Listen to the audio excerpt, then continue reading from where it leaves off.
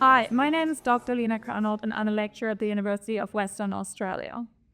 I use Sim4Life Lite and my unit that's called Engineering and the Human Body, which is a third-year unit for biomedical engineering students in their undergraduate program. Sim4Life Lite really is a game changer on how I design my lectures and practical sessions for this unit because it allows me to have a visual representation on how electromagnetic wave co-propagation works, especially in the context of biophysical computations. Sim4Life Lite is fantastic for the students because it teaches them hands-on experience on how to use a multiphysics simulation tool, regardless of the hardware that's accessible for them. It always optimally performs because you can just open it in browser and you don't need to do any installations. It is also a great collaborative tool for the students because they can share their projects amongst each other, but also with me. So I can provide support, but also assess their progress during the semester.